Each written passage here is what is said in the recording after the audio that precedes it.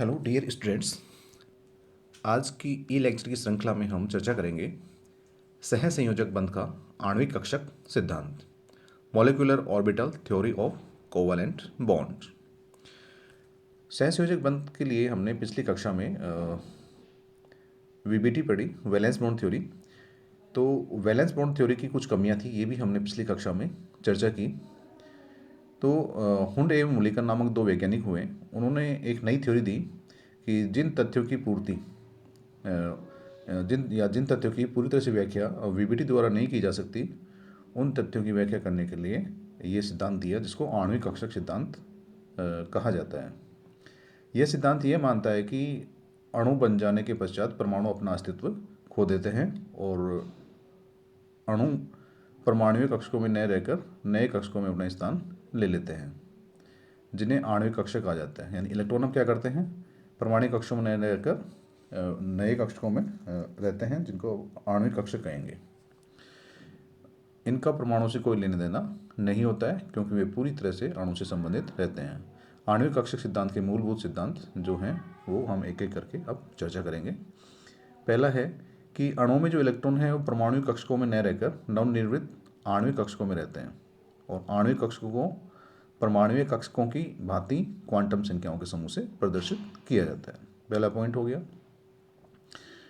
दूसरा पॉइंट है कि जो आणविक कक्षक कैसे बनेंगे, कि लगभग समान ऊर्जा वाले परमाणुविक कक्षकों के परस्पर संयोग से आणविक कक्षकों का निर्माण होता है।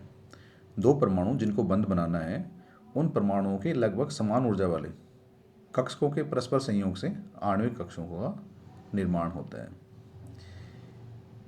तीसरा यह है कि आणविक कक्षक किसी एक परमाणु से संबंधित न रह के उन सभी परमाणुओं के नाभिकों से संबंध रखते हैं जिनसे मिलकर अणु का निर्माण हुआ है। भिन्न भिन्न परमाणुओं के नाभिक होने पर अणु बहुकेंद्रीय नाभिक की तरह व्यवहार करता है। यानी जो नए आणविक कक्षक बनेंगे, वो आणविक कक्षक किसी एक पर्टिकुलर परमाणु से संबंधित नहीं रहेंगे, उनका संबंध सभी परमाणु से रहेगा। उस अणु को बनाने वाले, उस अणु की संरचना में जो परमाणु भाग ले रहे हैं, उन सभी परमाणुओं से इनका संबंध रहेगा। तो इस प्रकार अणु बहुकेंद्रीय नाभिक की तरह व्यवहार करता है, क्योंकि उनका रिलेशन एक से अधिक परमाणु के नाभिक से हो गया। तो यहाँ पे अणु क्या करेगा, बहुकेंद्रीय नाभिक की तरह व्यवहार करेगा। चौथा जो पॉइंट है, नवनिर्मित आणविक कक्षकों की संख्या उतनी होगी जितनी संख्या में परमाणु कक्षक संयोग कर उन्हें बनाते हैं। अर्थात जितने परमाणु कक्षक संयोग करेंगे उतनी संख्या में नए आणविक कक्षक बनेंगे। यदि 4 परमाणु कक्षक संयोग करके आणविक कक्षक बनाते हैं, तो नवनिर्मित आणविक कक्षकों की संख्या भी 4 होगी। इस प्रकार बने आणविक कक्षकों में से आधे कक्षक निम्न ऊर्जा के होंगे व आधे कक्षक उच्च ऊर्जा के होंगे। कम ऊर्जा रखने वाले आणविक कक्षक उनके बनाने वाले परमाणुीय कक्षकों से स्थायी होते हैं, और इन्हें हम बंधी आणविक कक्षक कहते हैं। यानी जो कम ऊर्जा वाले परमाणु आणविक कक्षक बनेंगे, उनको हम बंधी आणविक कक्षक कहेंगे, और ये अपने को बनाने वाले परमाणु कक्षकों से कम ऊर्जा के होते हैं, इसलिए ये स्थायी होंगे। शेष आधे आणविक कक्षक उच्च ऊर्जा के कारण अस्थायी होते हैं। जो आधे आणविक कक्षक बच गए, उनकी ऊर्जा बढ़ जाती है और वो अस्थायी होते हैं, और इनको हम विपरीत बंधी आणविक कक्षक कहते हैं। पांचवा जो बिंदु है इसका, कि प्राप्त आणविक कक्षकों की आकृति संयोग करने वाले परमाणु कक्षकों की आकृति पर निर्भर करती है। जो आणविक कक्षक बनेंगे, उनकी आकृति उन परमाणु कक्षकों पर निर्भर करेगी जो उनको बना रहे हैं। आणविक कक्षक ऑफ-बाउ नियम का पालन करते हैं, अर्थात सबसे पहले निम्नतम ऊर्जा वाले आणविक कक्षक इलेक्ट्रॉनों से भरे जाते हैं, फिर उच्च ऊर्जा वाले आणविक कक्षक इलेक्ट्रॉनों से भरे जाते हैं। ऑफ-बाउ प्रिंसिपल हमने पढ़ा है पहले, तो उसके अनुसार ही इनमें इलेक्ट्रॉन भरे जाएंगे। पहले निम्न ऊर्जा वाले जो बंधी आणविक कक्षक हैं, उनमें इलेक्ट्रॉन जाएंगे, फिर उच्च ऊर्जा वाले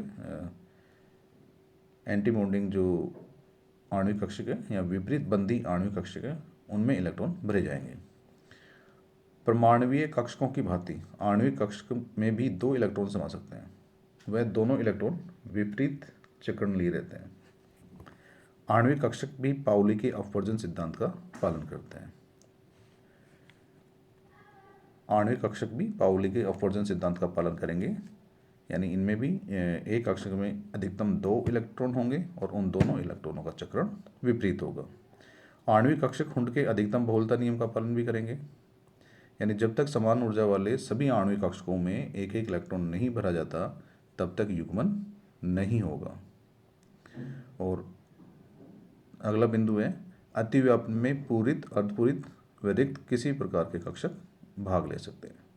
तो ये कुछ बिंदु थे इसको व्याख्या करने के लिए सहसंयोजक बंध का आणविक कक्षक सिद्धांत। आणविक कक्षक सिद्धांत के मूलभूत बिंदु हैं। क्या बिंदु हैं कि संक्षिप्त में इसको बोलें तो कि परमाणु कक्षक मिलके आणविक कक्षक बनाएंगे।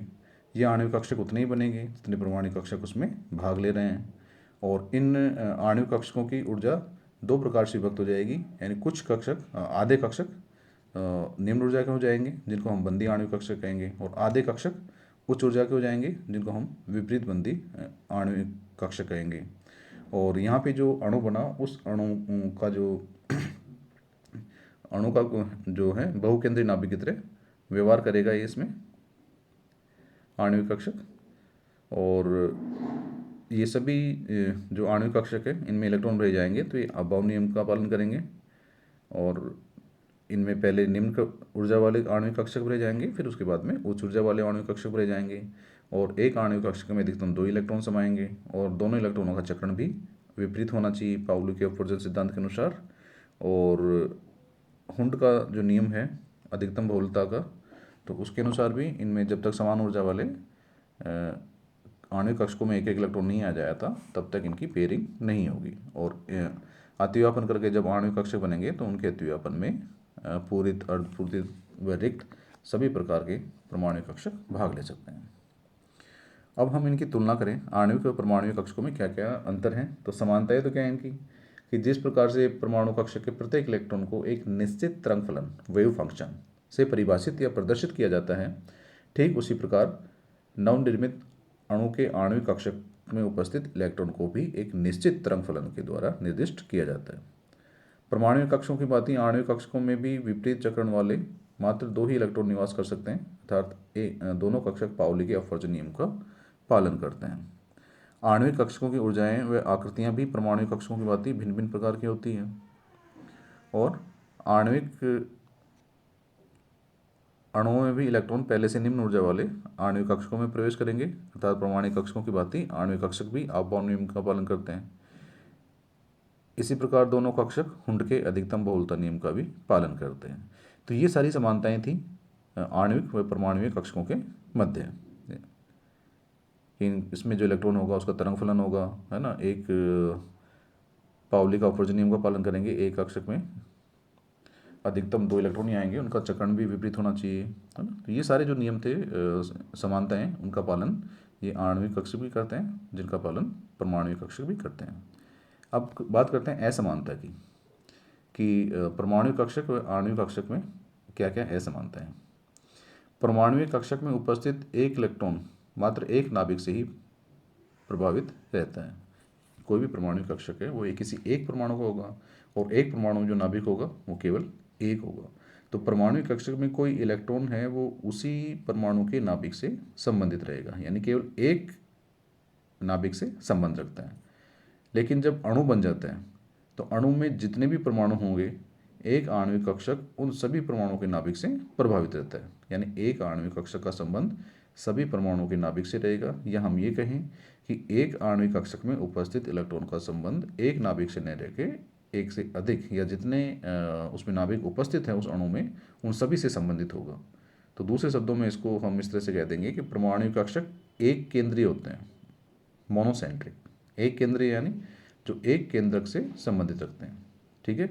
लेकिन आणविक कक्षक क्या है, एक से अधिक परमाणुओं के केंद्रक से संबंध रख रहे हैं, तो उनको हम क्या कहेंगे, बहुकेंद्रकीय यानी पॉलीसेंट्रिक। तो मेन जो डिफरेंस है इसमें परमाणु कक्षक और आणविक कक्षक में वो क्या है कि परमाणु कक्षक मोनोसेंट्रिक होते हैं, एक केंद्रीय होते हैं यानी, और आणविक कक्षक बहुकेंद्रीय होते हैं और पॉलीसेंट्रिक होते हैं।